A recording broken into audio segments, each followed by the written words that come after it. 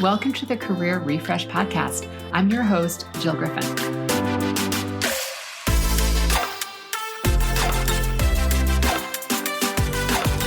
I'm a former media and marketing executive turned career strategist and executive coach. I spent my career working my way up and through the ranks of global organizations and startups, and today I show others how to do the same. Join me each week as we discuss the strategies and actionable steps to leverage your strengths, increase your confidence, and develop your career well-being. Ready? Let's do it.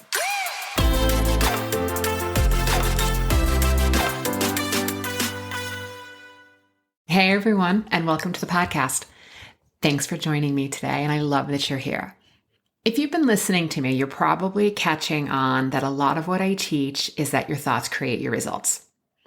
And this is true for any area of your life, but since I focus on career-based growth, I want to talk to you today about how to stop negative thoughts and how to create new thoughts so that you get the results you want in your career. This work will help your career and frankly, any area of your life. When I first started to experiment with thought work about 20 years ago, I really enjoyed most aspects of my job in agency land, but every once in a while, I would notice the littlest thing would knock me over. I call it the disease of broken shoelaces. And this is where I first started to experience doing thought work. I could handle the big problems, client-based crisis, product recalls that would require multi-million-dollar marketing and media plans to be rethought and renegotiation in less than 24 hours. I could handle leadership getting arrested and incarcerated. I got a crisis, I'm your girl. I'm calm, I'm steady, I could focus. I could handle the big things. I could see opportunity in crisis. So these are all really positive strengths to have, especially if you're working in marketing or you're a strategist. But again, I had this thinking, this negative thinking that I call the disease of broken shoelaces. It would be the little things that would throw me into negative thinking. The printer is out of toner. A colleague not showing up for work, an error in a pivot table. It was the everyday benign challenges that would throw me off. And people, this is why it's called work and not a hobby. Then I would go global with my negative thinking. One crack in my work day, the thinking, I would start then obsessing over everything else in my life. I would be obsessing over my after work plans, that I'm never going to get a raise, that we're never going to get the exact share house we want on Fire Island this summer because it's going to be too hard. We better get on it now. And then it would be like, yeah, and that cute guy I just met, like he's not going to call, not likely. I would be in this total toxic soup of negative thoughts. And hey, pop by my desk for a good time with a heat-seeking missile of negative thinking. Not fun, not cool. That was where my negative thinking would lead me. And your negative thinking may not come from simple frustrations or broken shoelaces. Maybe you're super tight and you've got a handle on the smaller things, but you get knocked with the big things. Everyone comes from a different place. There's nothing wrong if you think negatively. It's your brain trying to protect you. Being alert, being precautionary, making a plan B is all super helpful. But it's when we let this thinking take over that it clouds our lens and it becomes the default way of being. Or as my teacher likes to say, it's our toddler brain running the show.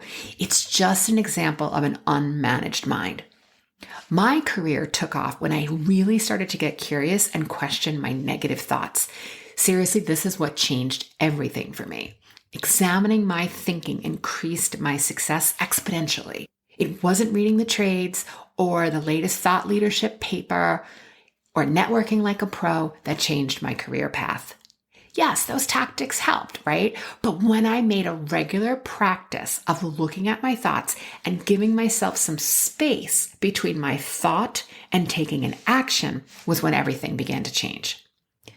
Your thoughts are the biggest thing that you have control over, and learning how to manage them will create a larger impact on your results more than anything else in your life. When you learn the difference, and I mean really see the difference between what are thoughts and what are facts, you will be able to see that your thinking can change your life and your results. You'll begin thinking in a completely fresh way because you won't want to be dumpster diving for thoughts. You won't want that trash in your head. I also found that I had less tolerance for certain types of content, movies, media, because I didn't want to put unnecessarily negative thoughts in my head. There was less like doomsday scrolling on Twitter because I wanted to treat this vessel of my brain and my mind with care. The space between your thoughts and your reactions is what helps you get leverage over your thoughts. Once you begin to find the pause between the thought and the action, you have a chance to make a decision to believe different thoughts that will serve you and your goals. It's the thing that will get you the most impact, the fastest results, faster than anything else that you can try, faster and more effective than anything else you can try. Recently, a client told me that she wants to get promoted and take on more responsibility at work. When I asked her why she wanted more responsibility, she said it's because she'd then be respected and that she would feel better about herself.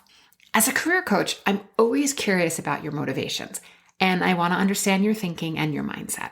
For this woman, the promotion wasn't about the money. It wasn't about the prestige of the title or the feeling of personal achievement. It was about respect and feeling better. Which always is like, tell me a little bit more.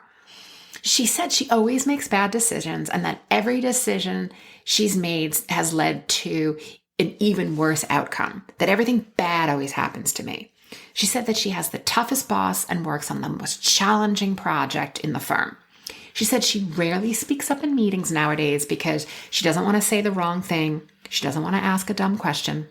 She said she's kicking her own butt for a minor typo she had last year in a presentation, and she brings it up regularly as evidence for why she needs to stay vigilant so that she won't make another mistake. It's like that constant public caning of herself is going to keep her from not making another mistake. So she thinks. She says she has to work harder than anyone else just to get the same acknowledgement and the same results because she only went to an average university. And my favorite, she's older than her peers, and she's lucky that someone with her credentials got a job at a top company. She thinks that she needs to get the promotion and to be in a different position so that everything will be better. So there's a lot to unpack here, and I have a ton of compassion for her mindset. And it's not easy when you're in it because you think that an outside circumstance like a promotion, a new boss, or a different project will make everything okay. It won't, because wherever you go, there you are. Look, I don't know whether or not she's in a sucky situation. I don't know. I don't work there. But the reality is that she believes she is. So she is coming to her responsibilities, her daily output, her interactions with others from a position of extreme stress and anxiety. So let me ask you, how good would your decision-making skills be if you were always under extreme stress and had anxiety? Do you think you'd be able to be a candidate for promotion if you were constantly judging yourself, your age, your schooling throughout the day, reminding yourself that you don't measure up? What results do you think you'd be creating if you had this negative thinking? Now, I know it feels impossible for her to change her thinking, and she so desperately wants to do so. The good news is she can change her thinking more easily than she can change her role, her boss, or her coworkers. People often ask me how to change their thoughts because we never were taught how to do it. Can you imagine if we taught children how to change their thinking? People always want to know how to stop thinking the obsessive negative thought that they keep chewing on. These are the thoughts they go to sleep with thinking, and they pick them right back up again upon awakening. Sometimes they ask me to give them new thoughts. They actually say, I need you to give me a new thought. I need to think differently. I get it. I've been there. Just tell me what to think so I can feel better, because I'm so tired of feeling this way. But this work isn't the 10 steps to positive thinking, because my friends, that doesn't work. I can give you a positive thought, and I can ask you to repeat the thought, write out the thought, write it daily, use it as a mantra. But me telling you what to think doesn't work. One, I would cripple you because when I'm not there, then you wouldn't know how to trust yourself and build your own resources for how to make a decision and how to think. And 2, it's my thought, then not yours. And 3, you don't believe it because it's my thought, not yours. And on a side note, that would be advice giving. And coaching isn't about advice. It's about showing you your mind and teaching you how to manage your mind so that you get the results you want to create in your career. It ain't about advice. You need to be thinking new thoughts that are believable to you. The work is getting you into thinking and thinking new thoughts that are believable to you. Now, in this moment, you need new beliefs. And a belief is just a thought you keep on thinking. It's a thought that feels relatable. Relatable thoughts feel possible. And if something is possible, your brain will start to look for evidence on how it's possible. So just like my client looking for evidence to prove that she's not good enough, you can equally find evidence to prove that you are good enough. Eventually, you'll start interpreting the world through the new thought or the new belief, which is what we all do on default anyway. What's really neat about the study of beliefs and positive psychology is that when we learn, our thoughts are not facts. Something can be true for you, but that doesn't make it a fact. It's just the lens and the feeling you feel when you're viewing a situation. It's like looking in the mirror. You get exactly what you think you're looking for. When I learned from the experts that my interpretation of the world isn't always accurate because I filter out things that don't support my thoughts, my mind was like blown. Our nature is to only include evidence that supports what we already believe. It's like a plot twist from a book or a movie. The writers are leading you one way, they're breadcrumbing you, they're showing you evidence of something, and then wham, total plot twist. If you can't 100% prove something, it's a thought, not a fact. So the next time you believe that if you'll get promoted, you'll gain respect, ask yourself if it's possible. That's just a thought.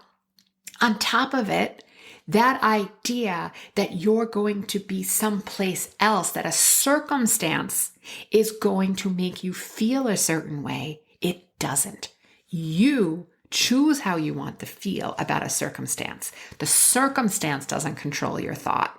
You control your thought. So the next time you believe something, ask yourself, is it possible that it's just a thought? Is it possible that you're wrong? Make space for the idea that you might be wrong. You might be seeing something through an inaccurate lens. Then you have to decide what you want to believe or think instead. I'd choose something that feels relatable. If you are coming from the thought that I always make bad decisions, then thinking I have the best brain and I always make the best decisions probably isn't going to be believable or relatable. So back off of it a bit. What is relatable for you? How about in this example, playing it out, it's possible that I've made good decisions. I'm sure you can find some good decisions. Based on this client example, here are some good decisions that I know she's made just through this conversation. She went to university. She's capable of learning. She got a job. She's capable of making money. And she cares about the quality of her work. I think that all of these are proof that she knows how to make decisions that benefit her career and life. She can choose to practice the thought, it's possible I can make more good decisions. It's possible I can learn to trust myself. It's possible that I can train my brain to change my negative thinking. When you choose a new thought, hold space for the possibility of it. Practice it. Just for today, I'm going to believe it's possible I can trust myself. You start to find evidence that it's true.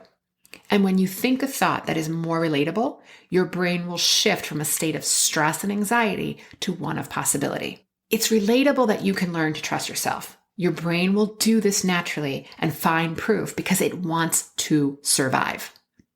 Now, my lovelies, you have to be patient with yourself because it may take some time. If you've been beating the drum of I make bad decisions for some time, you're not going to change that in one day. But the change comes with both how often and how long you choose to practice the thought.